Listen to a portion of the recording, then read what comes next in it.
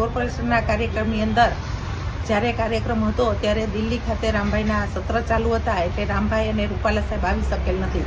પણ રામભાઈ છે, અમારા વડીલ છે, એવું ક્યારેય અમે મનથી પણ વિચારેલું નથી, હૃદયથી પણ વિચારેલું નથી કે રામભાઈનું પત્રિકામાં નામ બાદ કરીએ અને રામભાઈને આપણે કોર્પોરેશનના કાર્યક્રમમાં ન બોલાવીએ. એટલે આ એક ગેરસમજ છે, જેને ખરેખર દૂર કરવી જોઈએ.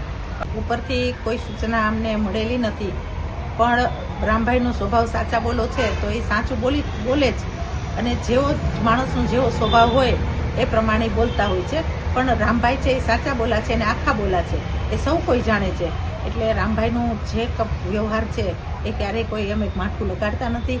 રામભાઈ તો અમારા વડીલ કહેવાય, અને વડીલ છે એ હંમેશા ક્યાંય અમે કાર્યક્રમમાં એની બાદબાકી કરતા નથી. અને રામભાઈ સાંસદ હોય તો સંસદ તરીકે પણ રાજકોટની અંદર એને આમંત્રણ મળતા હોય છે, પણ દિલ્હી ખાતે પોતાની બેઠકો હોય એટલે રામભાઈ ને રૂપાલા સાહેબ ત્યાં હાજર હોય, જેથી કરીને રાજકોટના કાર્યક્રમમાં એ પધારેલ ન હતા.